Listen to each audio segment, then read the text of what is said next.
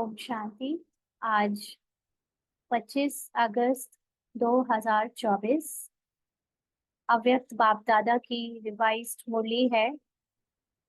अव्यक्त मुरली है रिवाइज, इसकी ओरिजिनल डेट है 4 नवंबर 2001 और मुरली का सार है सत्यवादी बनो और समय प्रमाण रहमदिल बन बेहद की वृत्ति दृष्टि और कृति बनाने के दृढ़ संकल्प का दीप जलाओ। तो बाप दादा ने आज कहा, आज प्यार के सागर बाप दादा अपने अति प्यारे सिकीलदे मीठे मीठे बच्चों से मिलन मनाने आए हैं। आप सब भी मिलन मनाने आए हैं ना? भाग भाग कर आए हैं। यहाँ पर भाग भाग कर आते हैं? यहाँ तो सिर्फ एक फोन स्टार्ट करना होता है। हाँ, तो भाग भाग कर आए हैं बाबा से मिलन मनाने। तो बाप दादा भी बच्चों से मिलने के लिए भाग भाग के आए हैं। बाप दादा भी बच्चों को बच्चों की भाषा में बात कर रहे हैं। क्यों? क्योंकि बाबा अभी बच्चों के पार्ट से बात कर रहे हैं, है ना? क्योंकि पार्ट जहाँ भी बजा रहा है अपने शरीर, साकार शरीर का पार्ट, देश विदेश में, वहां से सब अपने पार्ट में ही अनेक साधन लेकर मधुबन पहुंचे हैं। तो बाबा उन्हीं पार्ट की भाषा में ही बात कर रहा है कि बाप दादा भी भाग भाग के आए हैं। नहीं तो बाप दादा तो निराकार है, उसके ना तो हाथ पैर हैं भागने के लिए और ना ही उसके लिए कोई साधन की उसको जरूरत है जिस पर बैठकर उसको भाग कर आना पड़े।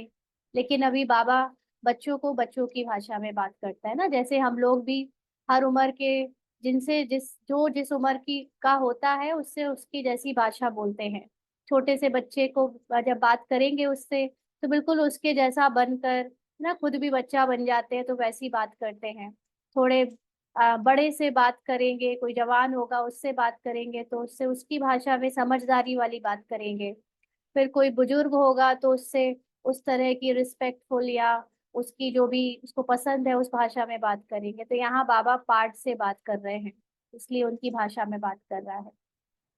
आप सभी तो इस लोक से आए हो और बाप दादा परलोक और सूक्ष्म लोक से आए हैं ना। बाबा हम बच्चों को बता रहा है कि तुम्हारा पाठ जिस साकार लोक में बज रहा है, तुम इसी लोक में ही केवल एक स्थान से दूसरे स्थान पर आए हो, है ना। और बाबा तो दूसरे लोक से आया है, जो आत्माओं की दुनिया है वहां से आया है। और जो ब्रह्मा बाबा है वो अव्यक्त है, तो उनका सूक्ष्म शरीर है, तो वो सूक्ष्म लोक से आए हैं। तो सबसे दूर से कौन आया है? कौन दूरदेशी है? डबल फॉरेनर्स दूरदेशी है? नहीं, क्योंकि ये साकारी जो पार्ट्स की जितनी भी डिस्टेंस होगी वो तो फिर भी लिमिटेड होगी, काउंट की जा सकेगी। जो बाबा निराकारी स्थिति की जब बात करता है तो फिर वो स्थिति तो साकार लोक में काउंट कर ही नहीं जा सकती। इसलिए बाबा कहता है कि दूरदेशी कौन है? फॉरेनर्स, डबल फॉरेनर्स हैं? नहीं, सबसे दूर से दूर दूरदेशी तो बाप ही है। हम्म बाप दादा को इस बारी डबल विदेशी व भारतवासी बच्चों की एक बात पर बहुत नाज है। कौन सी बात पर नाज है? बोलो। विशेष डबल विदेशी बच्चों की हिम्मत देख बाप दादा को नाज है कि कैसी भी परिस्थिति में बाप से मिलने के लिए पहुंच ही गए हैं। ड्रामा ने खेल भी दिखाया। कोई चीज, कोई नेचुरल कैलामिटी आदि हुई होगी, तो बाबा ने कहा ड्रामा ने खेल भी दिखाया, लेकिन बाप और बच्चों के मिलन को ड्रामा भी रोक नहीं सका। तो ऐसे हिम्मत वाले बच्चों पर बाप दादा विशेष वरदानों की वर्षा कर रहे हैं ना। बाबा देखो ये नहीं कहता कि नेचुरल कैलामिटी या कोई हरकत ने खेल दिखाया। बाबा कह रहा है ड्रामा ने खेल दिखाया। माना ड्रामा में जो पहले से निहित था, फिक्स था, वो बजा।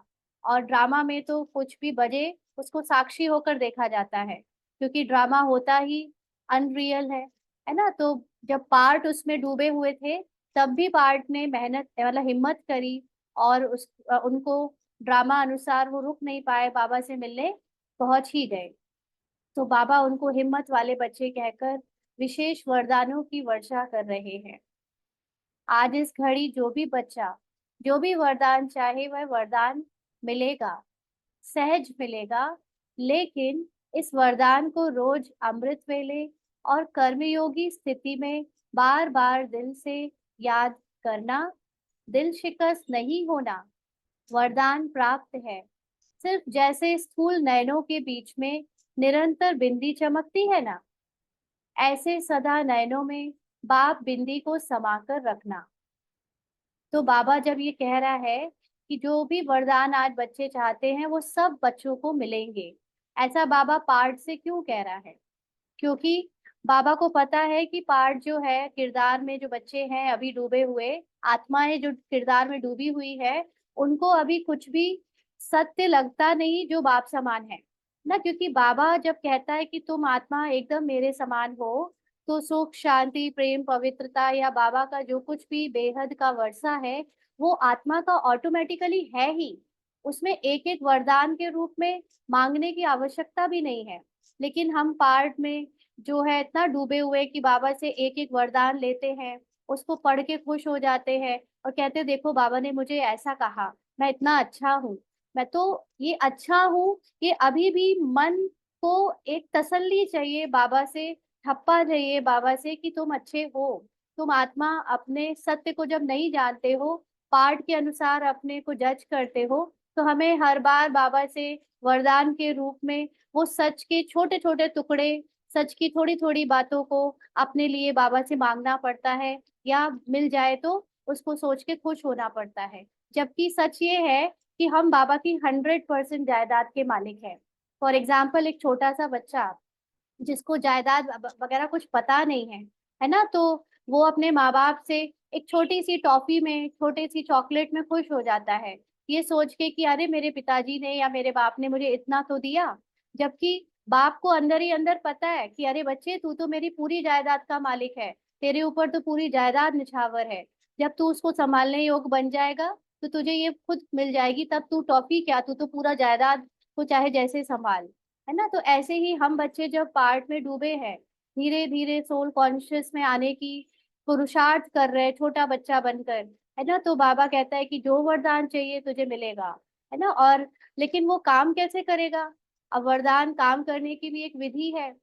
वो काम ऐसे करेगा कि जब तू रोज उसे याद करेगा कि तो तेरे पास वो वरदान है, यानी अमृत वेले से लेकर पूरे दिन कर्म करते चलते फिरते, जब तुझे वो वरदान याद रहेगा कि तेरे अंदर वो है, बाबा ने तुझे वो दे ही दिया है, तो वो काम करता रहेगा। है ना? तो ये बाबा ने देखो कितनी होशियारी से बात पार्ट को सुनाई है। जबकि जो चीज हमारे पास फुल है उसको हम अपने लिए स्वीकार अभी नहीं कर पा रहे, क्योंकि बच्चे वाली बुद्धि है, पार्ट वाली बुद्धि है ना? तो बाबा बस ये युक्ति बता रहा है कि तुम उसको चलते फिरते याद रखना कि तुम्हारे पास सारी शक्तियां हैं। अभी सारी शक्ति की बात नहीं कर रहा है यहाँ, तो छोटे मोटे टुकड़े वरदान की बात कर रहा है कि इसको याद रखना, दिल शिकस्त नहीं होना।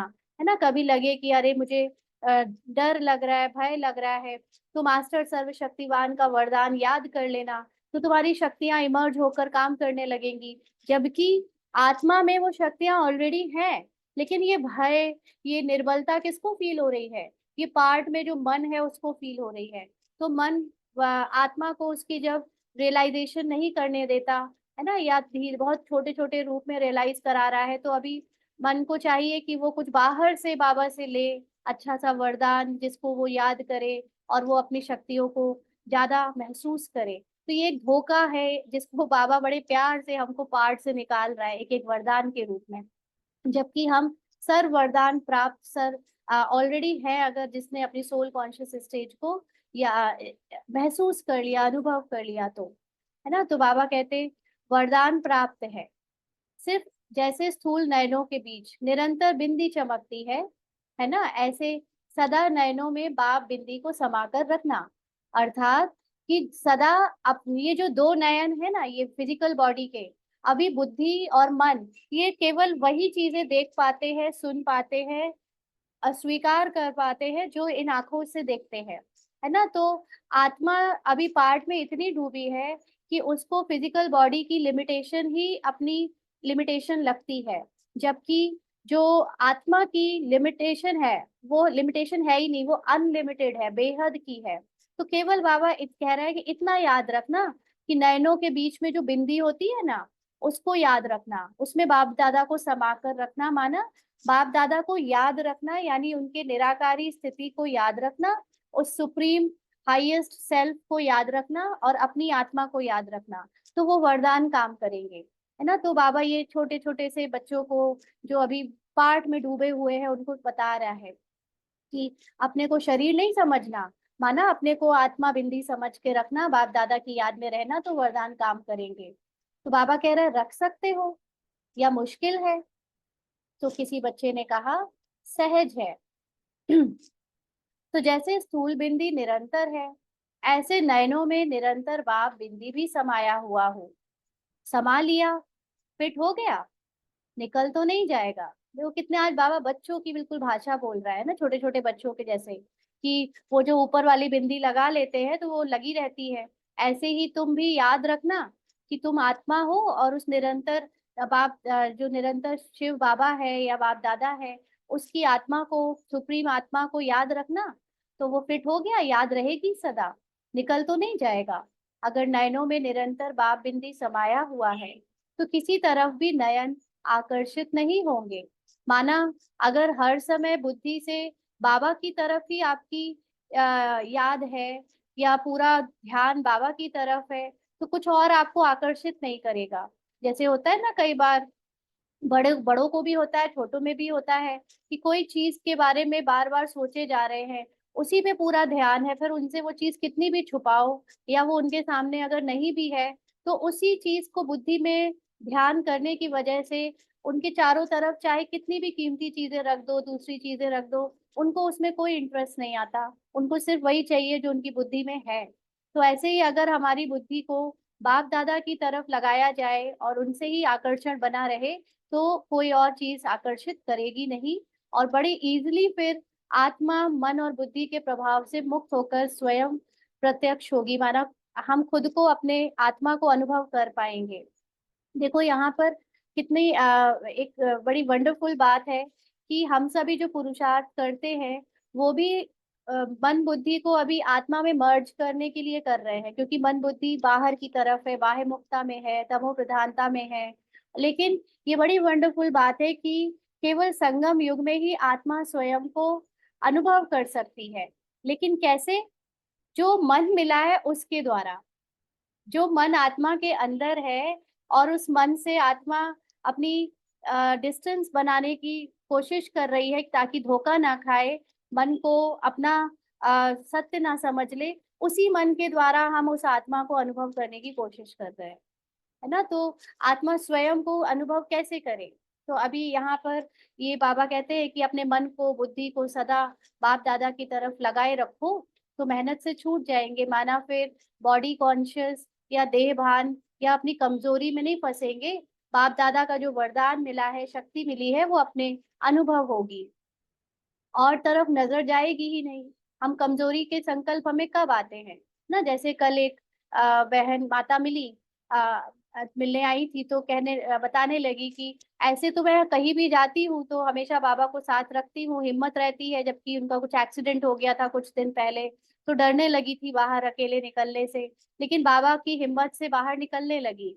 लेकिन क्योंकि वो जब उनका एक्सीडेंट जिस चीज से हुआ, वो चीज अब उनके सामने आती है, तो कहती है कि तब मैं डरने लगती हूँ, अंदर से बहुत भय आ जाता है कि कहीं फिर से ना हो जाए, है ना। तब बाप दादा या बाबा भी ऐसा लगता है कि कौन सा बाबा मेरी उंगली पकड़े हैं, उस वक्त बाबा की शक्ति भी याद नहीं आती, और मैं उधर से रास्ता बदल लेती हूँ या रुक जाती हूँ या किसी का साथ लेने के लिए खड़ी हो जाती हूँ, अकेले नहीं उसको पार करती, है ना। तो ऐसे ही यहाँ पर जब हम अपने को पार्ट समझने लगते हैं, शरीर समझने लगते हैं, हद की मन बुद्धि समझने लगते हैं, तो क्या होता है कि हमारे अंदर कमजोरी के संकल्प आने लगते हैं, और फिर बाबा ने जो वरदान दिए हैं वो भी नहीं अनुभव कर पाते, उसको अपने शक्ति को अपना सत्य नहीं समझ पाते, भूल जाते हैं। तो इसलिए बाबा कहते हैं कि जब सदा बाबा समाया रहेगा अंदर, तो बड़ी आसानी से आप जो है वरदानों को याद रख पाओगे, भूलने का काम ही नहीं रहेगा। तो आपको सदा ही वो वरदान आपके लिए काम करेंगे।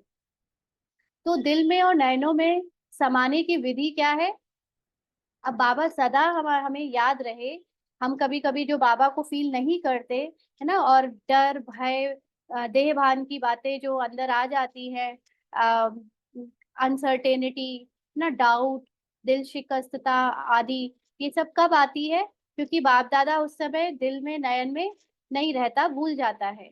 तो बाबा को सदा दिल में और नयनों में समाने की विधि क्या है? बाप दादा यानी साहिब को राजी करना। तो साहिब राजी है? आप समझते हो बाप दादा साहिब आपके ऊपर राजी हैं?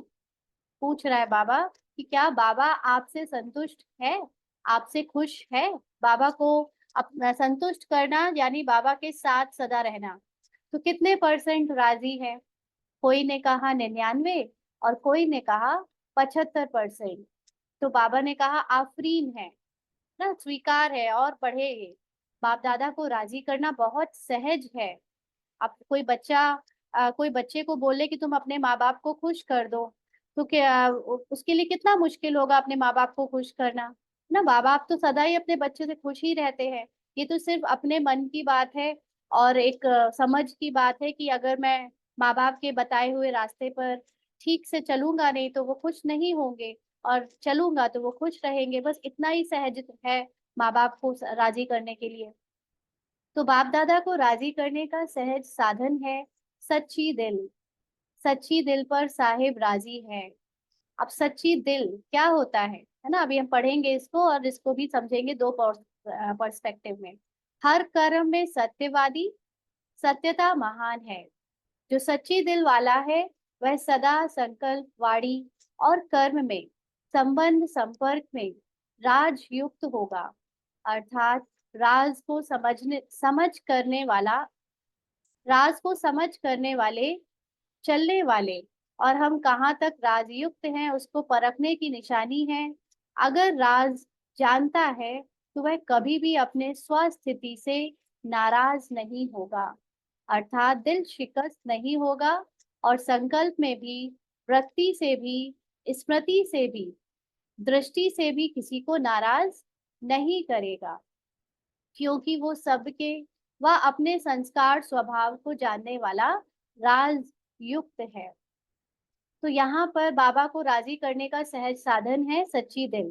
सच्ची दिल का मतलब, हमने अगर हम पार्ट बनकर सुन रहे हैं तो ऑफ कोर्स पार्ट बनकर सुनने में तो सच्ची दिल का मतलब है कि सच सच बाबा को सब कुछ बताने वाले, है ना। जो भी हमारे मन बुद्धि में चल रहा है, जो भी हम करते हैं, वो सब कुछ सत्य रूप में बाबा को बताना, जो हम उस वक्त मन और बुद्धि को सच लगता है ना, वो बताना। जबकि सभी पार्ट में सभी के मन बुद्धि को अलग अलग सच सही लगता है, कोई एक सच नहीं है। क्योंकि मन बुद्धि के पार्ट में हर चीज झूठ है ना, लेकिन पार्ट में है, और वो क्योंकि मन में जिस पार्ट को आ रही है उसके लिए तो वो सच ही बनकर आ रही है, इसलिए हर किसी को लगेगा कि ये सच है। सच केवल एक होता है। जो चीज अनेक होती है वो झूठ होते हैं, और जो चीज एक होती है वो सच होता है। और जो सभी आत्माओं को सच, सबके लिए सच है या सत्य है, वो है कि वो आत्मा है। और शरीर में या कर्म में या वाणी में चल रहे पार्ट को, वो कुछ भी देखने में आए, हम कुछ भी सच समझकर करें, वो झूठी है, क्योंकि हमने खुद को शरीर समझकर या शरीर का कोई पार्ट रिश्ता समझकर किया है। इसलिए आ, जब पार्ट से बाबा बात कर रहा है तो पहले तो हम उसी लेवल की सत्यवादिता को ले आए अपने अंदर, कि कम से कम जो सोचे वही बोले वही करे। ये फर्स्ट स्टेप है ना। यहाँ पर भी बहुत सारे ब्राह्मण्स हार जाते हैं, या अ, मतलब कहना चाहिए कि उनकी विजय नहीं हो पाती, क्योंकि अनेकों में देखा जाता है कि कई बार कुछ बोलते कुछ है, करते कुछ है, और दिखने में कुछ और आता है ना। तो यही पहला स्टेप ही अगर हमारा फेल है, तो फिर वो जो अंदर के आत्मा की सत्यता तक पहुंचने में तो अभी उनको बहुत टाइम लगेगा। तो जिन्होंने फर्स्ट स्टेप की सत्यता को धारण कर लिया कि कम से कम हम पार्ट में भी इस चीज का ध्यान रखें कि मन वचन कर्म से तीनों चीजें सिंक हो, और वो श्रीमत अनुसार सच हो, है ना, सही हो। फिर उसके बाद बाबा कहता है कि जब आ, अंदर की सत्यता पर हम आते हैं, यानी जो अपनी आत्मिक सत्यता को ही सदा धारण करके चलता है। पार्ट में दिख रही कोई भी बात से पर अपनी पहचान नहीं बनाता है, उसको स्मृति में इंटरेस्ट नहीं दिखाता है, तो फिर वो आत्मा सभी राज को जानती है ना। वो ये जानती है कि हर एक आत्मा संसार की अपना अपना पार्ट बजा रही है, और जो भी पार्ट में उसको ड्रामा के अनुसार स्क्रिप्ट मिली है वो उसको बजाना ही पड़ेगा। ये राज बहुत बड़ा राज है जो उसको सदा याद रहता है। तो इसलिए कभी भी अगर उसके पार्ट में भी उसकी स्वास्थ्य स्थिति कभी ऊपर नीचे डगमग हो जाती है, तो वो अपनी स्वास्थ्य स्थिति से नाराज नहीं होगा। माना वो अपने मन बुद्धि के लेवल पर या अपने कर्म और वचन के लेवल पर कुछ भी गड़बड़ भी देखेगा, तो भी वो अपनी आत्मा की सत्यता पर टिका होने के कारण उससे अपने पार्ट से दिल शिकस्त नहीं होता, उसको अपनी पार्ट से शिकायत नहीं होती, हार नहीं मानता वो। और संकल्प में, संकल्प किसके, वैसे तो मन संकल्प करता है, लेकिन आत्मा जो इस समय मन के द्वारा अपने को अनुभव करना भी जो करने का पुरुषार्थ कर रही है, उसमें जो आत्मा की सत्यता है उसके द्वारा जब संकल्प क्रिएट किए जाते हैं, यानी जो सत्यता के संकल्प होते हैं, तो उस संकल्प में, वृत्ति में, यानी आपकी नियत में और स्मृति मेमोरी में, दृष्टि से जिसको हम देख रहे हैं वो पार्ट ना देखकर उसकी आत्मा को देखेंगे, तो किसी को नाराज नहीं करेंगे, है ना। पार्ट में हो सकता है कि दो लोगों के आपस में क्लैशेस चल रहे हैं, कुछ ऊपर नीचे हुआ है, लेकिन आत्मा टू आत्मा जब उनका कनेक्शन है, ये आत्मा अगर ये राज जानती है कि वो आत्मा सिर्फ पार्ट बजाते समय मेरे से भिड़ रहा है या मेरे साथ उसका कुछ क्लैश भी हो रहा है, तो आत्मा थ्रू आत्मा का जो कम्युनिकेशन होगा अंदर ही अंदर, पार्ट में नहीं करेंगे वो, लेकिन अंदर ही अंदर जो कम्युनिकेशन रहेगा उसमें वो उसको नाराज नहीं करेगा। माना वो जानता होगा कि ये पार्ट केवल हमारा क्लैश का आया, लेकिन ऊपर से अंदर से हम दोनों आत्माएं शुद्ध पवित्र हैं, बहुत प्रेम से रहने वाली हैं, है ना। तो ये राज युक्त जो होगा, ऐसे राज जानने वाला होगा, वो अपने स्वभाव संस्कार या सबके स्वभाव संस्कार को जानने वाला राजयुक्त होगा, और ऐसी आत्मा सदा बाबा को राजी कर सकती है ना। क्योंकि बाबा यही देखता है कि तुम कितने अपने सत्य में स्थित हो। भले ही बाबा जानता है कि मेजॉरिटी पार्ट पे डूबे हुए हैं और पार्ट से ही बाबा अभी तक बात कर रहा है, लेकिन कुछ आत्माएं हैं जो यहाँ पर योग युक्त होकर अपने को आत्मा समझकर भी सुन रही हैं, और वो जब अपने स्वभाव संस्कार से प्रभावित नहीं होती, तो वो दूसरों को भी स्वभाव संस्कार से प्रभावित हुए बिना उनके सत्य को देखते हुए अपने सत्य में टिकती हैं और राजयुक्त होकर चलती है। तो ऐसी आत्माएं कभी बाबा को हमेशा खुश रखती है, राजी रखती हैं, यानी संतुष्ट रखती हैं, और अपने अंदर नाराजगी आए ना तो ये आने देती हैं, और ना औरों को नाराज करती हैं। औरों को पार्ट में नाराज ना करने का ये भी एक अच्छा एफर्ट है कि हम पार्ट में किसी को नाराज ना करें, अपने कर्म वचन से बिल्कुल शुद्ध पवित्र रहे, सत्यवादी रहे। लेकिन कभी कभी जब वो पॉसिबल नहीं हो पाता, ड्रामा ऑटोमेटिकली ऐसा होता है कि वो कुछ बज जाता है जिसमें सब नाराज हो जाते हैं, सब आपस में क्लैशेस हो जाते हैं, तो उस समय ये ज्ञान जो याद रखेगा, जो अपनी सत्यता पर टिकेगा, वो अंदर से ना तो खुद नाराज होगा, ना वो दूसरी आत्मा की नाराजगी को सच मानेगा। तो सदा समय अनुसार अपने मन बुद्धि को स्वप्न तक भी सदा शुभ और शुद्ध रखो। ये तब कब हो सकता है, जब हम पार्ट में ना डूबे हो और अपनी आत्मा की सत्यता में टिके हो, तभी जाकर हम सबके प्रति शुभ और शुद्ध दृष्टि को रख सकते हैं। कई बच्चे रूरिहान में कहते हैं, बाप दादा तो शक्तियां देता है, लेकिन समय पर शक्ति यूज नहीं होती। बाप दादा विशेष सब बच्चों के साथी होने के संबंध से विशेष एक समय पर एक्स्ट्रा मदद देते हैं। विशेष ऐसे समय पर एक्स्ट्रा मदद देते हैं, क्यों?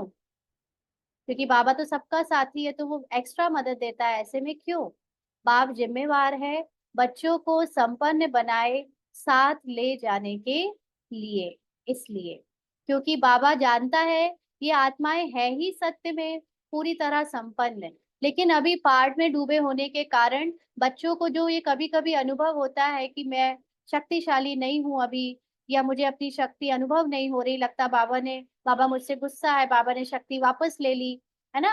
अब जैसे छोटे से बच्चे को लगता है कि अगर उससे टॉफी रखी हुई है उसके अलमारी में, उसके माँ बाप ने पूरी कि चाहे जितना खाओ, लेकिन उस समय वो ऐसा उसको फील हो रहा है कि मेरे पास कुछ भी नहीं है, क्योंकि देखने में नहीं आ रहा है, क्योंकि वो खुद को बॉडी समझ रहा है ना। जो छोटा बच्चा अपने को लिमिटेड ही देख सकता है, उसका हाथ नहीं पहुंच सकता अपनी अलमारी के अंदर कि वो खुद खोल कर देख सके।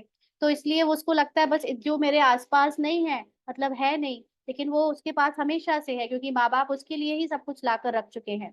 तो ऐसे ही बाबा ने सब कुछ दिया हुआ है, बट हम अपने को बॉडी और पार्ट समझते हैं, पार्ट कॉन्शियस किरदार समझते हैं। तो वो शक्तियां जब महसूस नहीं होती है, तो बाबा कहता है कि एक्स्ट्रा मदद देता हूं मैं, क्योंकि फिर बच्चे दिल शिकस्त हो जाए, पुरुषार्थ ही छोड़ दे, तो फिर बाबा ये करने नहीं दे सकता, क्योंकि बाबा की जिम्मेवारी है कि अगर किसी बच्चे ने एक बार भी बाबा को बाबा कहा है, अपने को बच्चा समझा है, तो बाबा को उसको उसकी संपन्नता का अनुभव कराना ही है ना। तो इसलिए बाबा उसको आगे बढ़ाने के लिए कुछ ना कुछ एक्स्ट्रा मदद भी दे देता है, जो उसके पुरुषार्थ से ऊपर होती है। तो बाप अपनी जिम्मेवारी विशेष ऐसे समय पर निभाते हैं, लेकिन कभी कभी बच्चों के मन की कैचिंग पावर का स्विच ऑफ होता है, तो बाप क्या करे। बाप तो फिर भी स्विच ऑन करने की, खोलने की कोशिश करते हैं, लेकिन टाइम लग जाता है। इसलिए जब फिर स्विच ऑन हो जाता है, तो कहते हैं करना तो नहीं चाहिए था, लेकिन हो गया।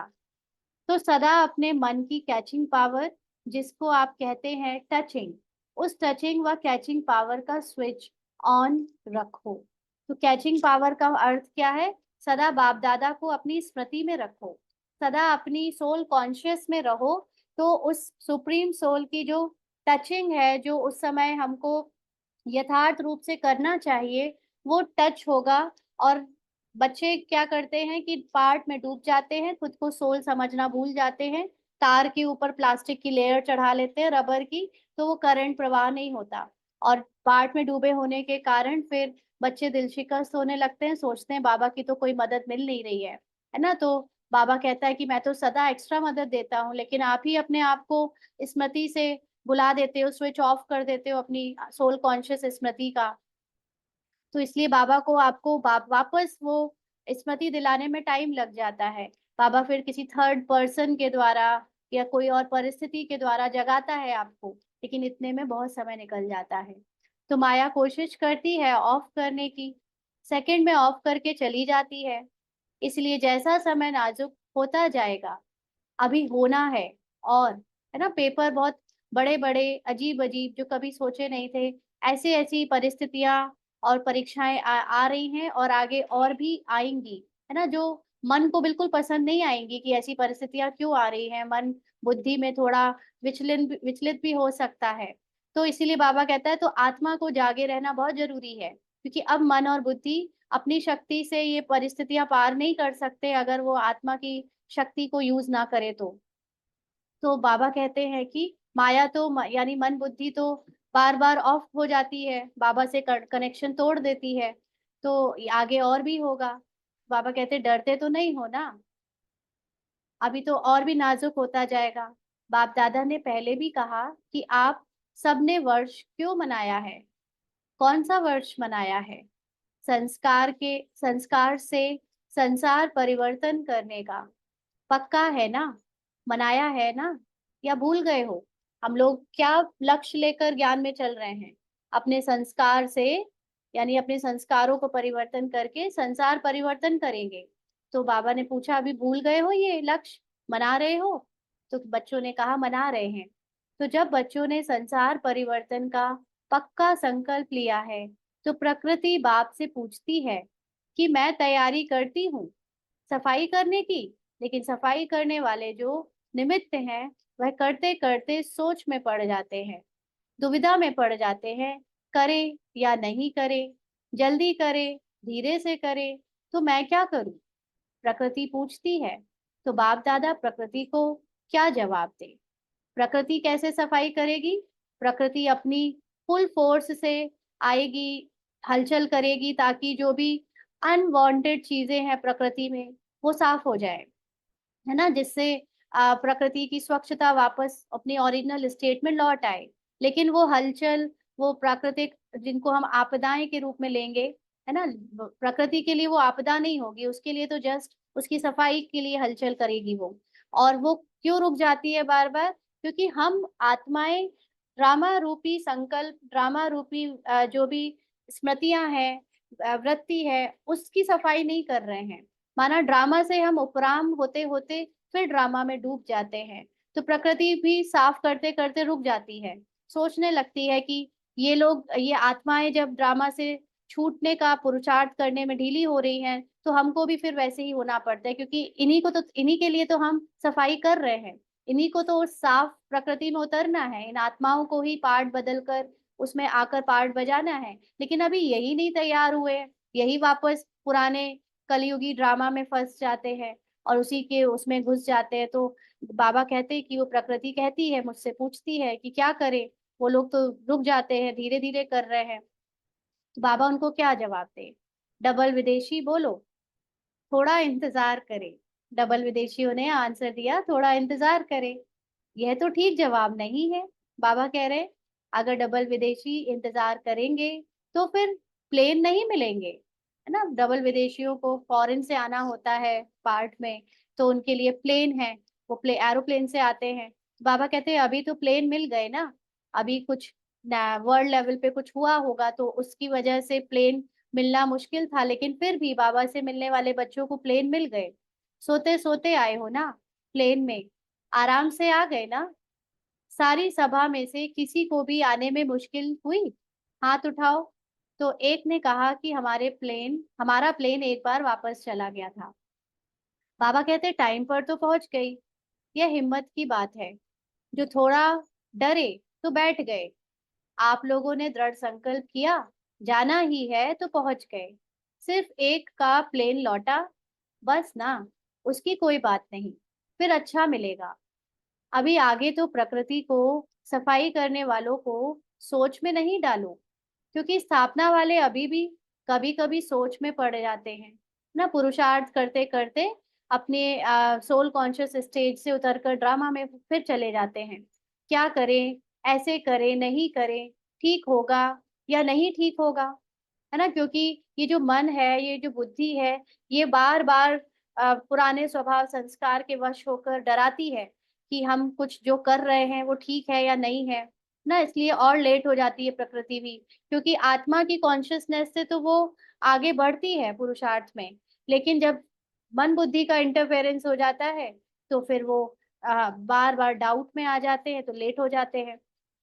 बाबा कहते हैं एकदम स्पष्ट हो, हाँ या ना, ये राइट है, ये रॉन्ग है, क्लियर हो, है ना। अभी हम जो पुरुषार्थ जैसे करते हैं, अभी जो कर रहे हैं इस तरह का, उसमें कई बार माया ऐसे हस्तक्षेप करती है, डराती है कि कहीं गलत तो नहीं कर रहे, इस तरह का पुरुषार्थ ये इतना इजी कैसे हो गया, इतना सहज कैसे हो गया। पहले तो हम लोग कुछ करते थे तो पता चलता था कि कुछ कर रहे हैं, मेहनत लगती थी, दूसरों को भी दिखता था कि ये बैठ कर करते हैं घंटों, है ना। अभी तो जैसे चलते फिरते वाला योग होने लगा है, तो इसमें खुद को डाउट होता है कि ये सही है या नहीं है ना। तो बाबा कहते डिसाइड कर लो सही है या नहीं, बार बार ये मत संकल्प किया करो कि सही है या गलत है। प्रकृति और लेट हो रही है, क्योंकि हम जो कर रहे हैं वो अगर सही है तो उसी के आधार पर प्रकृति की आपदा शुरू होती है कहीं, है ना, वो हलचल शुरू करती है। लेकिन हम फिर डाउट करने लगते हैं, तो प्रकृति को भी रुक जाना पड़ता है, अरे यार ये लोग तैयार ही नहीं हो रहे हैं,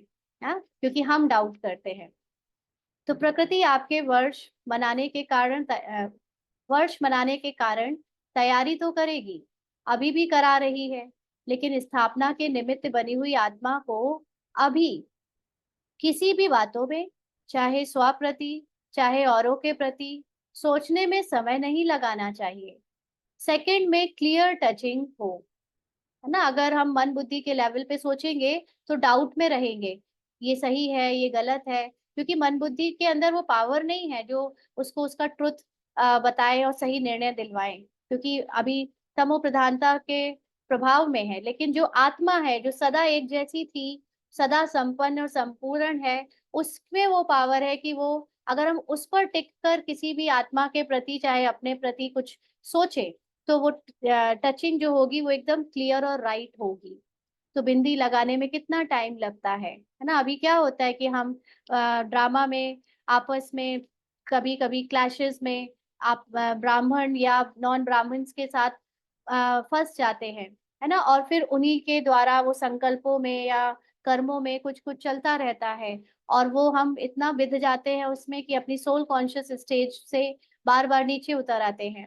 तो बाबा इसलिए कहता है कि 1 सेकंड में बिंदी लगाओ ना, वो भी जो कर रहा है, आप भी जो कर रहे हो, वो ड्रामा में जो भी होता रहे उसमें फंसो नहीं। आप तो अपनी सत्य में टिक टिक जाओ, उससे उपराम हो जाओ, उड़ जाओ, उसके भी ऊपर उड़ जाओ।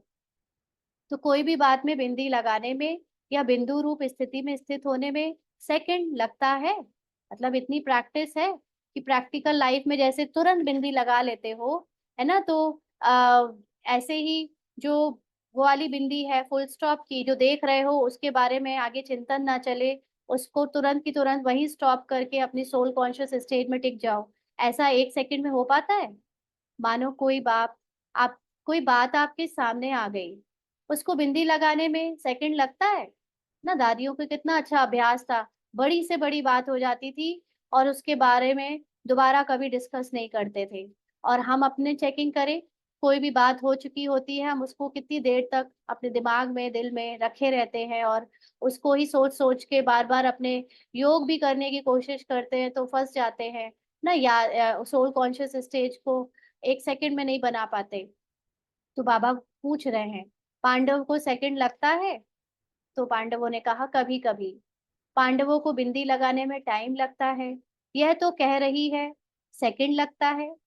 शक्तियों में शक्ति है, शक्ति माना भाई, सॉरी, पांडव माना भाई, शक्ति माने बहनें, माताएं, है ना। तो बाबा पूछ रहे हैं पार्ट में जो माताएं बहनें हैं यानी शक्तियां, उनमें शक्ति है, किस बात की शक्ति? इस संसार की सबसे बड़ी शक्ति तो यही है कि हम ड्रामा को देखते हुए उसके हर सीन में तुरंत बिंदी लगा दें, फुल स्टॉप लगा दें, उसके बारे में कभी दोबारा सोचे नहीं ना। सच्चा ज्ञानी वही होता है जो बीती हुई बात को 1 सेकंड में भुला दे। लेकिन हम अपने को ऐसे ज्ञान तो ले रहे हैं, बट अभी अभ्यास में जब तक वो स्टेज नहीं दिखती, तब तक संपूर्ण ज्ञानी या नॉलेजफुल कैसे कहा जाए? बाबा तो नहीं बीती हुई बात के बारे में बात करता है ना। तो शक्तियों में शक्ति है, पूछ रहे हैं बाबा, पांडव सच बोलते हैं? तो शक्तियों ने कहा पांडव सच बोलते हैं। बाबा कहते हैं नहीं, दोनों सच्चे हैं। अब देखो बाबा कितना प्यारा है।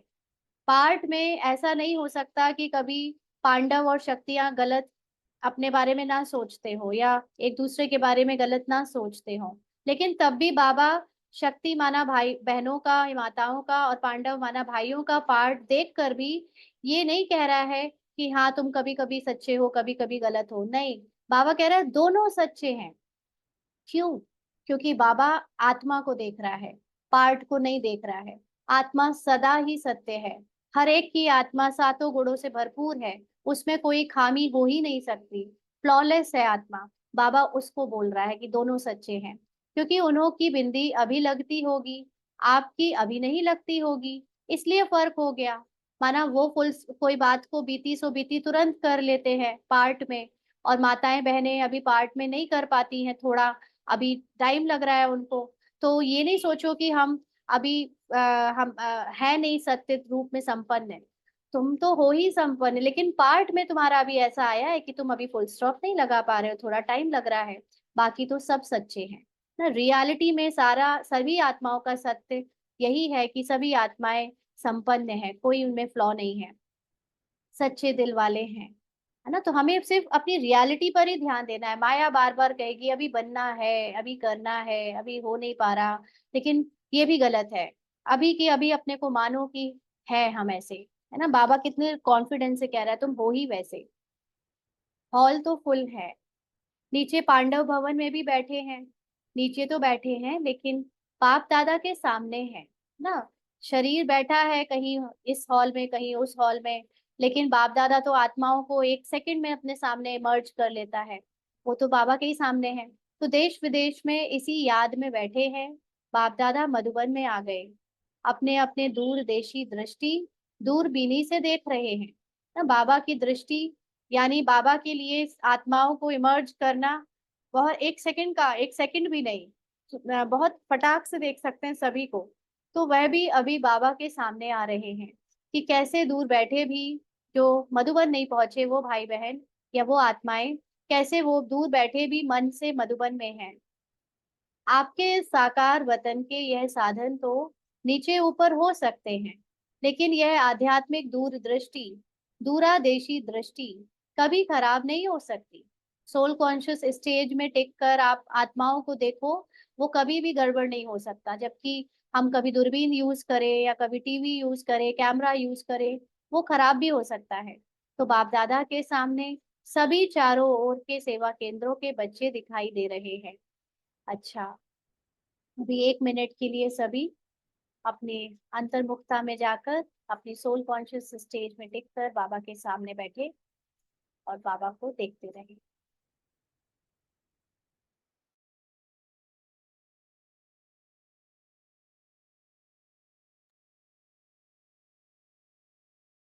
आगे बाबा पूछ रहे हैं, क्योंकि नवंबर का महीना है, दिवाली बीत गई होगी। बाबा कहते हैं दिवाली मना ली। संगम युग है ही मनाने का युग।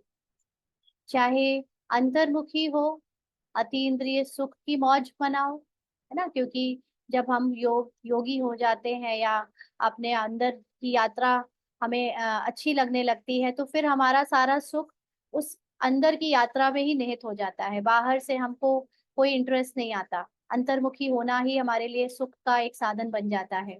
तो चाहे सेवा में महादानी बन, आत्माओं के प्रति महादान देते हुए मनाओ, ना, महादान का मतलब ज्ञान देते हुए बनाओ। चाहे आपस में रूरिहान करो, डांस करो, है ना, आपस में बच्चों का मिलना जुलना, खुशी से रूरिहान करना, ज्ञान का मनन चिंतन करना, ना, आत्मिक लेवल पे एक दूसरे के साथ प्रेम संबंध में रहना, ये सब भी बाबा कहते हैं कि ये सब दिवाली की तरह मनाने में विशेषता देखो। तो संबंध संपर्क से एक दो की विशेषता को देखो, विशेषता की खुशबू लो, सदा मनाना ही मनाना है। ये हमारे ब्राह्मण परिवार का कोई भी सेलिब्रेशन है वो इस तरह से मनाया जाता है ना। हम लोगों के को बाहर की दुनिया की तरह वो सब करने की जरूरत नहीं है। हमारे लिए आत्मिक लेवल पे जो परिवार है वही आपस में जब मिलता जुलता, पॉजिटिविटी श्रेष्ठ संकल्पों की लेन देन करता है, विशेषता की जो लेन देन है, इस सब को लेना देना ही मनाना है। तो गवाने का समय समाप्त हो गया। गंवाने का युग तो नहीं है ना, क्या गंवाना। अब जो हम पहले पूरी तरह से अपने को पार्ट समझकर, किरदार समझकर कर्म व्यवहार में आते थे, तो उसमें कुछ ना कुछ हमसे विकर्म होते ही थे, और हम अपने आप से, आत्मा अपने सत्य से और दूर हो जाती थी ना, गवा रही थी समय भी, अपनी शक्तियां भी, अपनी कॉन्शियसनेस को भी। और अब तो वो नहीं रही स्टेज, अब तो ज्ञान है, आत्मा का अनुभव है। तो इसलिए अब गवाने का युग तो नहीं है, नहीं है ना।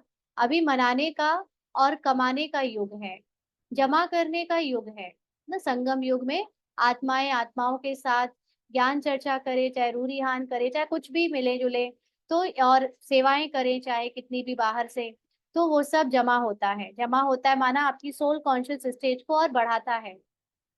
तो बाप दादा सदा हर बच्चे को यही देखता रहता, तो मना रहे हैं, किसी भी रूप में मनाना ही है, क्योंकि संगम पर ही गवाना और मनाना दोनों का नॉलेज है। इसीलिए गवा के फिर मनाना, उसका महत्व होता है। अभी गवाने को बिंदी लगाओ। जब तक हमें ज्ञान नहीं था, हम ज्ञान में नहीं चलते थे, तब तक जैसे दूसरे अभी भी इतना समय अपने बॉडी कॉन्शियसनेस को बढ़ाने में ही लगाते हैं, लेकिन उनको वो गवाना नहीं लगता, उनको तो वही टाइम सफल लगता है। और हमारे लिए वो टाइम गवाने का टाइम होता है, क्योंकि इस समय हमें दोनों नॉलेज हो गई है कि हम अपनी सोल कॉन्शियस को बढ़ाने के लिए जो टाइम स्पेंड करेंगे वो कमाई का होगा, और बॉडी कॉन्शियस को बढ़ाने के लिए या बॉडी कॉन्शियस में डूब जाएंगे तो वो गवाने का टाइम होगा। तो बाबा कहते हैं अब उस गवाने वाले टाइम को, यानी बॉडी कॉन्शियस में लौट जाने वाले टाइम को, ड्रामा में डूब जाने वाले टाइम को स्टॉप करो गवाना। एक संकल्प भी गवाना नहीं, माना आप पार्ट में डूबना नहीं बार बार, अपने शरीरधारी पार्ट में। भले ही शरीर का पार्ट चल रहा है, अभी किरदार चल रहा है, लेकिन अगर किरदार निभाते वक्त भी आप अपने को आत्मा समझकर उससे न्यारे होकर निभाओ तो वो भी कमाई ही कमाई है। तो कमाने के समय पर गवाएंगे तो कमाएंगे कब? क्योंकि इसी समय तो हमें सोल कॉन्शियसनेस का ज्ञान मिला है, और उसको यूज नहीं करेंगे तो फिर कब कमाएंगे? फिर तो समय मिलना नहीं है। फिर तो ये स्टेज रहेगी नहीं कि हमें अलग से पता चले कि हम आत्मा हैं। जिसकी जो स्टेज बन गई उसके आधार पर वो पार्ट प्ले करने करने लगेगा नेक्स्ट जन्म से। तो चेक करो जो भी खजाने हैं, सबसे बड़ा खजाना कौन सा है? समय, संकल्प, ज्ञान का खजाना प्रत्यक्ष जीवन में आए ना, हमारे जीवन में दिखे कि हम जो सोचते हैं उसमें ज्ञान होता है। हम समय को ऐसे बिताते हैं जैसे हमें पता है कि समय कितना कीमती है, और ज्ञान को भी हम अपने जीवन में उतार कर दूसरों के सामने एक एग्जाम्पल सेट करते हैं ज्ञान युक्त जीवन जी के। वो सब प्रत्यक्ष में दिखे। ये ब्राह्मण लाइफ और दूसरी लाइफ अलग अलग ना हो, दोनों मर्ज हो जाए। अपनी जो लौकिक लाइफ है उसमें ज्ञान मर्ज हो जाए, ब्राह्मण लाइफ मर्ज हो जाए। तो ज्ञान सुनाना और सुनना ये फर्स्ट स्टेज है ना। हम लोग अभी तक ज्ञान सुनते सुनाते थे या कोर्स कराते थे, ये सब फर्स्ट स्टेज है। लेकिन ज्ञान अर्थात नॉलेज, नॉलेज को क्या कहते हो? नॉलेज लाइट है, माइट है, कहते हो ना। तो ज्ञान व नॉलेज का अर्थ है इस संकल्प में, बोल में, कर्म में लाइट और माइट है, तब कहेंगे नॉलेजफुल। तो यहाँ पर ना एक बहुत बड़ी मिथ है। लाइट को लोगों ने एक प्रकाश, ये जो बाहर वाली लाइट होती है ना, उसको समझ लिया है, चमकने वाली लाइट। ये नॉलेज वो वाली लाइट नहीं, कोई स्थूल लाइट की बात नहीं है। नॉलेज लाइट है का मतलब होता है कि नॉलेज आपको रास्ता दिखाती है, वो समझ देती है, जिससे आपके द्वारा आप अपने पार्ट को जान जाओ, अपने असली अस्तित्व को पहचान जाओ, और उस अस्तित्व में टिक कर फिर हर कर्म, बोल, संकल्प में आओ। तो उससे क्या होगा कि जो असली सत्य की समझ है, उससे हर चीज पावरफुली तरीके से आपके द्वारा प्ले होगी, पार्ट भी पावरफुल प्ले होगा। सतयुग में और हमारे में अंतर यही है ना कि देवी देवता बहुत पावरफुल पार्ट प्ले करते हैं, इसलिए देवी देवताओं को इतना शक्तिशाली या शक्तिवान कहते हैं कि हम लोग उनके सामने हाथ जोड़कर खड़े हो जाते हैं कि आप ही कुछ करो। है ना? क्यों? क्योंकि उनमें माइट है। माइट का मतलब ये लाइट है, यानी ज्ञान की समझ है। तो माइट है माना फिर आपके पास पावर है। अब ये पावर कोई फिजिकल पावर नहीं है कि डोले शोले बने हैं और आप फिजिकली बिल्डअप बहुत अच्छा है तो आप माइट हो गए, ताकतवर हो गए ना। ये आत्मा की माइट है। आत्मा जितना ज्यादा ज्ञानी होगी उतना ज्यादा उसमें हर काम को कर लेने की समर्थी होगी, यथार्थता होगी। है ना? ये माइट है। तो इस लाइट और माइट को अपने हर कर्म में, बोल में, संकल्प में उतारना है, तब कहेंगे नॉलेजफुल। कुमारियां नॉलेजफुल बनने वाली है ना, सिर्फ कोर्स कराने वाली नहीं बनना। क्या होता है कि रटा रटाया कोर्स करा देने से आत्मा के अंदर वो शक्ति तो नहीं बढ़ती। वो भी जरूरी है, वो स्टेप भी कराना मैंडेटरी है, क्योंकि बॉडी कॉन्शियसनेस से एकदम से कैसे कोई सोल कॉन्शियस बन जाए? पहले तो ज्ञान दिया जाए, फिर उसको धीरे धीरे उससे लौकिक लाइफ से निकाला जाए। क्यों इतने सारे जब सेंटर्स में जैसे मिलने जुलने के प्रोग्राम होते हैं, आत्माएं ब्राह्मण परिवार में एक दूसरे से जब मिलती हैं तो लौकिक जीवन से थोड़ा कटना शुरू होती हैं।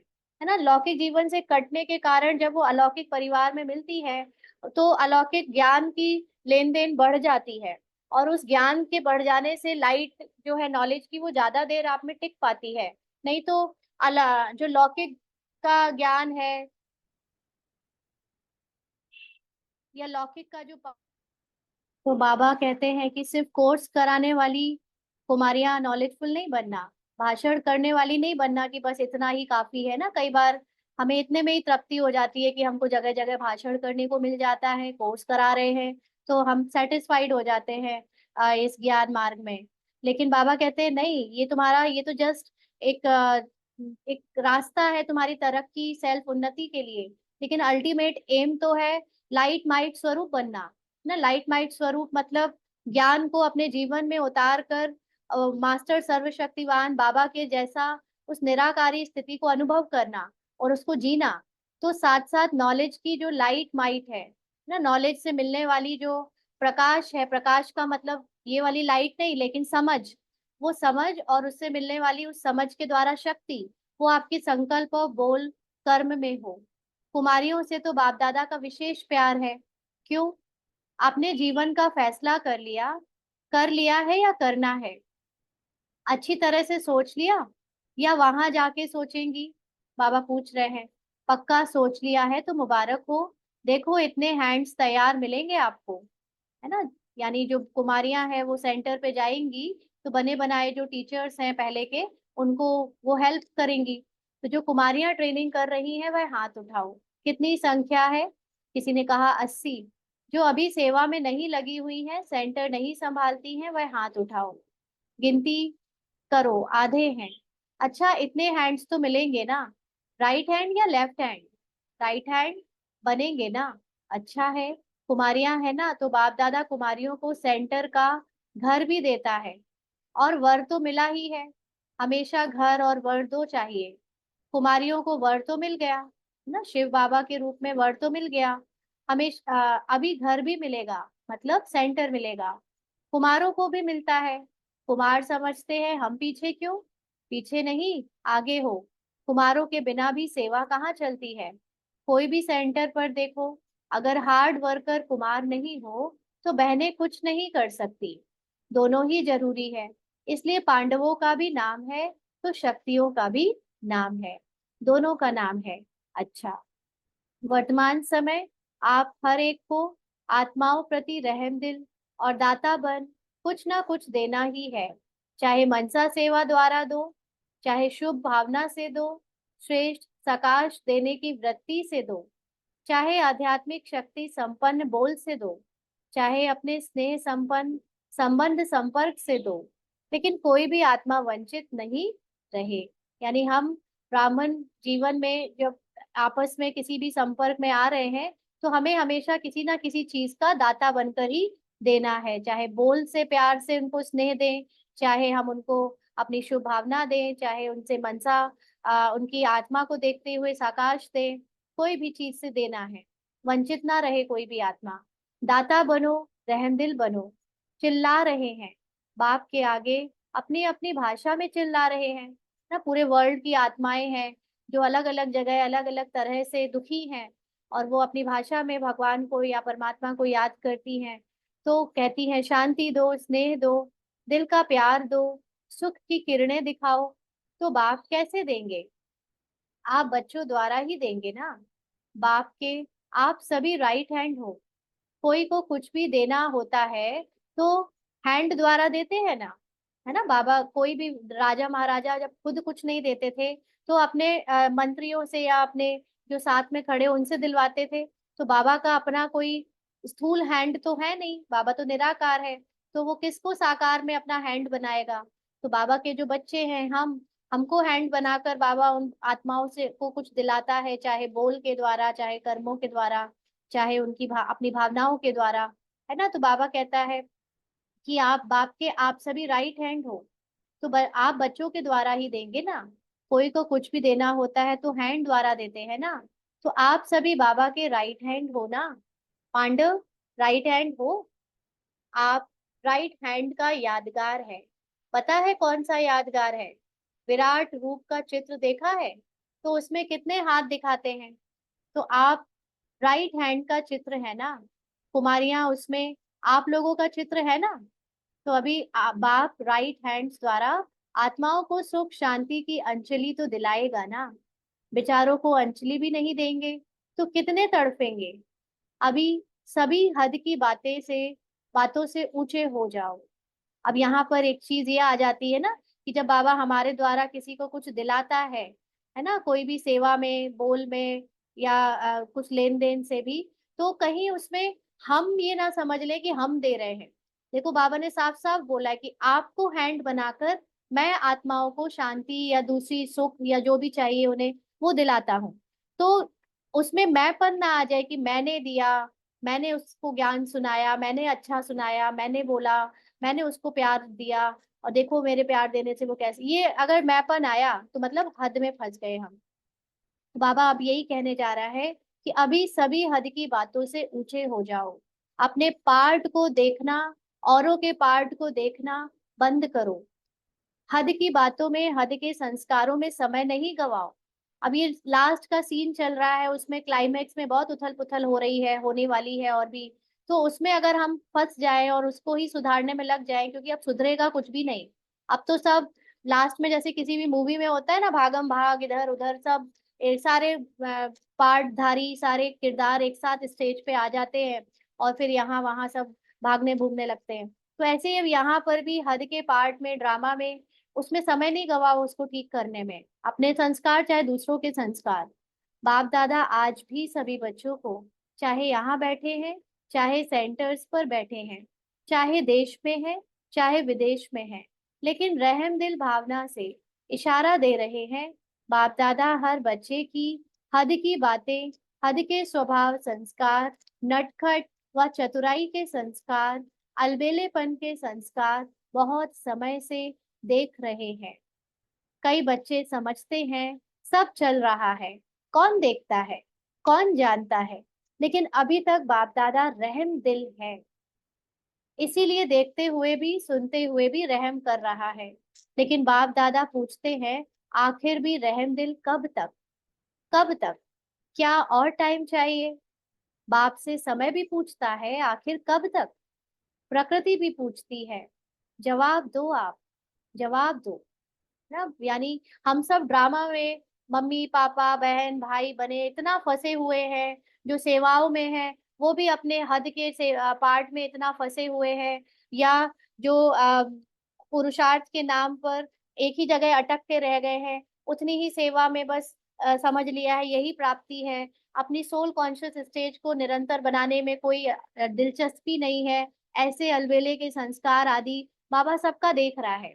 बाबा देख रहा है आखिर कब तक यहाँ पर रहना है, कब तक यहाँ फंसे रहना है, कब तक तुम लोगों को यहीं पे बस कीचड़ में खेलने में मजा आता रहेगा, है ना। तो बाबा से पूछता है हर कोई, प्रकृति भी पूछती है, समय भी पूछता है कि कब खत्म करें ये ड्रामा, है ना। तो बाबा कहता है जवाब दो। अभी तक तो रहम दिल बनकर बाबा देख रहा था, लेकिन आखिर वो भी कब तक बनेगा? जवाब दो। क्योंकि बाबा सिर्फ बाप नहीं है, शिक्षक और सदगुरु भी है, जो बाबा बजा ही रहा है। तो बाबा कहते हैं लेकिन बाप का रूप चल रहा है, क्षमा के सागर का पाठ चल रहा है। क्योंकि नए बच्चे होते हैं तो बाप का ही पाठ पहले चलता है, फिर ज्ञान में थोड़ा आगे बढ़ते हैं तो टीचर का पाठ चलता है, फिर जब वो कुछ सेवाओं में आ जाता है तो सदगुरु का पाठ चलता है। मतलब उसको डायरेक्शन चाहिए, बाबा बताओ कहाँ सेवा करे, कैसे करे, क्या करे। तो बाबा सदगुरु बन के उसको डायरेक्ट करता है। लेकिन सेवाओं का पार्ट के बाद फिर पार्ट शुरू हो जाता है कि अब तुम्हें सब कुछ आ चुका है, तुम परिपक्व होने की तुम्हारी स्टेज है। अब तुमसे बार बार बॉडी कॉन्शियस और ड्रामा में फंसने की गलती होनी नहीं चाहिए। अगर होगी तो फिर बाबा का धर्मराज का पार्ट है। तो बाबा कहते हैं लेकिन धर्मराज का पार्ट चला तो क्या करेंगे? बाप दादा यही चाहते हैं कि धर्मराज के पार्ट में भी वाह बच्चे वाह का आवाज कानों में गूंजे। माना जब उथल पुथल बहुत ज्यादा हो, मन बुद्धि के लेवल पर भी पार्ट में भी, किरदार में भी बहुत दिखी, तब भी आत्मा की जो कॉन्शियसनेस सत्यता है, उस पे टिकने से वो पार्ट इतना सुंदर हो जाए, उसकी अचल अडोल स्थिति हो जाए कि धर्मराज भी बोले वाह बच्चे वाह। तो बाबा ये ना बोले, बाप को उलाहना नहीं देना, बाबा आपने सुनाया नहीं, हम तैयार हो जाते थे ना। इसलिए अभी हद की छोटी छोटी बातों में, स्वभाव में, संस्कारों में समय नहीं गवाओ। चल रहे हैं, चलता है, नहीं, जमा होता जाता है, दुगना तिगना सौगुना जमा होता जाता है ना। क्योंकि बॉडी कॉन्शियस में अगर जा रहे हैं, बार बार ड्रामा में फंस रहे हैं, तो वो एक फंसना, एक बार का फंसना नहीं होता है, वो और उसको पक्का करता जाता है, फंसने को, उस संस्कार को और पक्का करता जाता है 100 गुना ज्यादा, है ना। तो बाबा कहते हैं इसलिए इस दृढ़ संकल्प का दिल में दीपक जलाओ कि अब ये चलता नहीं है। हद से बेहद में वृत्ति दृष्टि कृति बनानी ही है। यानी पार्ट से निकलकर अब अपनी आत्मा की स्थिति में टिककर अपनी वृत्ति को, दूसरों के प्रति दृष्टि को और उनके प्रति सेवा को आगे बढ़ाना है। इसलिए बाप दादा कहते हैं बनानी पड़ेगी। आज ये कह रहे हैं बनानी पड़ेगी, फिर क्या कहेंगे? Too late. नहीं बना पाए तो अब कुछ नहीं हो सकता, अब भुगतो, है ना, सजा खाओ धर्मराज की। समय को देखो, सेवा को देखो, सेवा बढ़ रही है, समय आगे दौड़ रहा है, लेकिन स्वयं हद में है या बेहद में है। अभी भी मैं और मेरापन, मेरा मेरा ये जिम्मेदारी, मेरा ड्रामा, मतलब ड्रामा नहीं बोलते उसको, लेकिन अपने ये देहधारियों के बीच में अटके पड़े हैं, सेवाओं की लिमिटेशंस में अटके पड़े हैं फिजिकल रूप से, है ना। तो हद की बातों के पीछे आप नहीं दौड़ो। तो बेहद की वृत्ति, हद की बातें क्या हो जाती है, यही फिजिकल जितनी भी चीजें दिख रही है उनको पा लेने का, उसमें कुछ अपना नाम कर लेने का, उसको प्राप्त कर लेने की बातें, उसमें नहीं दौड़ो। तो बेहद की वृत्ति, स्वमान की स्थिति आपके पीछे दौड़ेगी। अगर हम आत्मिक स्थिति में टिक जाए तो आत्मिक स्थिति में जो उसका प्रभाव है वो फिर आपके पीछे पीछे दौड़ेगा, मतलब उसका फायदा आपके पीछे पीछे आएगा। तो बाप दादा इस वर्ष में जो इस समय तक किया उसमें संतुष्ट हैं, आफरीन भी देते हैं, लेकिन अभी सेवा में अनुभूति कराना, क्षमा के ऊपर परवाने बनाना, चाहे सहयोगी बनाओ चाहे साथी बनाओ, कुछ बने, अनुभूति की खान खोलो, है ना। जब हम किसी को यहाँ का अपनी सोल कॉन्शियस स्टेज से कुछ रियलाइज कराते हैं, अनुभव कराते हैं, तो वो लोग किसी ना किसी रूप में ज्ञान के चाहे सहयोगी बन जाते हैं, चाहे साथी बन जाते हैं, चाहे वो पूरी तरह अर्पण होकर बाबा के ज्ञान में चल पड़ते हैं, है ना। तो ऐसा अनुभव कराओ सबको। अच्छा है, यहाँ तक ठीक है, लेकिन सिर्फ चक्कर लगाने वाले परवाने नहीं बने, पक्के परवाने बनेंगे अनुभूति का कोर्स कराने से। ना जो आत्माएं रियलाइजेशन से ज्ञान में आती हैं वो पक्के होते हैं, और जो आत्माएं सिर्फ कुछ थोड़ी देर की ज्ञान सुनकर या थोड़ा बहुत किसी को देख कर आती हैं, तो वो लोग, उनका आना जाना बना रहता है, वो ज्ञान से जा भी सकते हैं ना। तो इतने तक अनुभूति होती है, बहुत अच्छा है, स्वर्ग है। वो लोग ये तो अनुभव करते हैं कि इनका घर, इनका जो वायुमंडल है, आश्रम है, बहनें हैं, उनकी सेवा है, ये बहुत अच्छा है, स्वर्ग है। यही यथार्थ ज्ञान है, नॉलेज है। इतनी सेवा की रिजल्ट अच्छी है, ज्ञान तक भी समझ गए कि हाँ इनका ज्ञान बहुत अच्छा है, यहाँ तक रिजल्ट बाबा कह रहे हैं अच्छी है। अभी अनुभूति स्वरूप बनकर अनुभव कराओ, यानी रियलाइजेशन करें वो खुद की सोल स्टेज को, खुद की सोल कॉन्शियस स्टेज को अनुभव कब करेंगे। ज्ञान अच्छा है, ये सब कराने ठीक है, वो भी एक पार्ट है, लेकिन अभी और गहराई में जाओ। तो अनुभव कराने वाले अर्थात बाप से डायरेक्ट संबंध रखने वाले, ना, जो दूसरों को आत्मा की स्टेज तक अनुभव करा सकता है, वो पहले खुद ही उस स्टेज में टिका हुआ है, माना बाबा से उसका डायरेक्ट संबंध है। तो ऐसे अनुभवी परवाने तैयार हो। बाबा से डायरेक्ट संबंध का मतलब ये नहीं होता है कि हमको अगर किसी सेवा स्थान का इंचार्ज बना दिया है, हम पूरी ड्रेस कोड में हैं और हम ज्ञान सुना रहे हैं एज इट इज, तो हमारा डायरेक्ट संबंध है। नहीं, डायरेक्ट संबंध का अर्थ होता है आपकी सोल कॉन्शियस स्टेज बाप समान कितनी है, आप अपनी आत्मिक स्थिति में टिक कर कितना ज्यादा समय निभाते हो, वो है बाप से डायरेक्ट संबंध। तो बाबा कहते हैं ऐसे अनुभवी परवाने तैयार करो, सहयोगी बनाए हैं, उसकी मुबारक है और बनाओ। यह स्थान है, यहाँ से ही प्राप्ति हो सकती है, इतने तक भी मानते हैं, लेकिन बाप के साथ जरा भी कनेक्शन तो जोड़ो, जो क्षमा के पीछे ही भागते रहे, है ना। क्योंकि कनेक्शन कईयों का दीदियों के साथ, भाइयों के साथ, सेंटर के साथ हो जाता है, लेकिन डायरेक्ट बाबा के साथ कनेक्शन बहुत कम आत्माओं का होता है। तो इस वर्ष विशेष बाप दादा सेवा में अनुभूति कराने का कोर्स कराना चाहते हैं। इससे ही साक्षात्कार भी होंगे और साक्षात बाप प्रत्यक्ष होंगे। तो साक्षात्कार किस बात का होगा, हर एक आत्मा जो सतयुग में देवता का पार्ट बजाने वाली है, उसको अपने अंदर वो देवताई गुण दिखने लगेंगे, इस बात का साक्षात्कार होगा। अभी हम लोग मेजोरिटी ब्राह्मण से पूछो, हमको दिखता है, कहेंगे नहीं। क्यों? क्योंकि अभी भी हम पार्ट में ही डूबे हैं, ड्रामा के ज्ञान में, ब्राह्मण पार्ट में ज्ञान तक अटक के रह गए, रटना सुनाना सुनना और बैठ कर योग लगाना।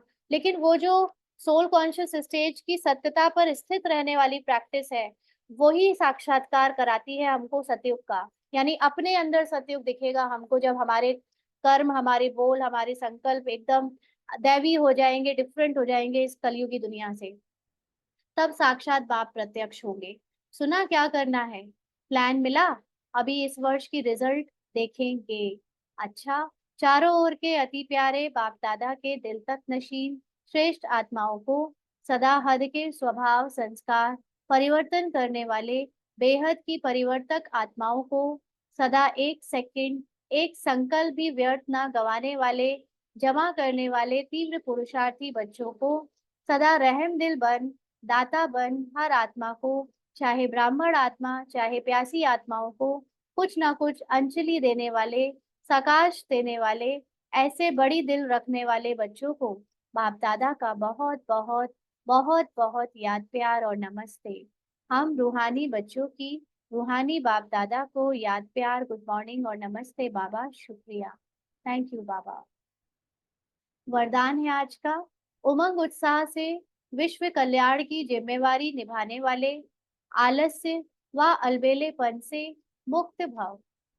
उमंग उत्साह से विश्व कल्याण की जिम्मेवारी निभाने वाले, आलस्य व अलबेलेपन से मुक्त भव।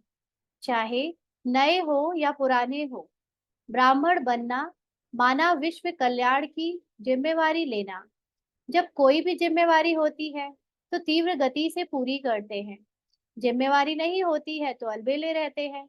जिम्मेवारी आलस्य और अलबेलापन समाप्त कर देती है। उमंग उत्साह वाले अथक होते हैं, वे अपने चेहरे और चलन द्वारा औरों का भी उमंग उत्साह बढ़ाते रहते हैं। तो जिसको अपनी जिम्मेवारी याद है वो सदा उमंग उत्साह में रहेगा, आलस्य और अलबेलेपन से मुक्त रहेगा। स्लोगन है, समय प्रमाण शक्तियों को यूज करना माना ज्ञानी और योगी तो आत्मा बनना। समय प्रमाण शक्तियों को यूज करना माना ज्ञानी और योगी तो आत्मा बनना। तो इस समय जब आत्मा अपने सत्य में टिकती है तो उसको अपनी सर्व शक्तियां ऑटोमेटिकली अनुभव में आने लगती हैं, और वो उसका अनुभव स्वरूप बनकर जब सबके सामने आती है तो वो वही आत्मा ज्ञानी और योगी तो आत्मा कहलाती है। अच्छा, ओम शांति। आज के अव्यक्त इशारे हैं, जो संकल्प लिया है उसमें दृढ़ रहना तो विजय का झंडा लहरा जाएगा। क्या संकल्प लिया है हम सब ने कि हम बाप समान बन के दिखाएंगे, हम लक्ष्मी नारायण का पद पाकर दिखाएंगे ना, लक्ष्मी नारायण समान बन के दिखाएंगे। तो कुछ भी हो जाए ये रास्ता छोड़ना नहीं, है ना। दृढ़ संकल्प से सब सहज हो जाता है। इसीलिए कभी भी कमजोर संकल्प नहीं करना कि पता नहीं बन पाएंगे नहीं बन पाएंगे, रास्ता सही है गलत है, ये सब कमजोर संकल्प है। सदा आगे बढ़ेंगे, विजयी बनेंगे, यह दृढ़ संकल्प करो। सर्व हदों से पार बेहद स्वरूप में बेहद के सेवाधारी बनकर रहो। एक मेरा बाबा, दूसरा ना कोई, इस बेहद के मेरे में अनेक मेरा समा दो तो विजयी बन जाएंगे। अच्छा, ओम शांति।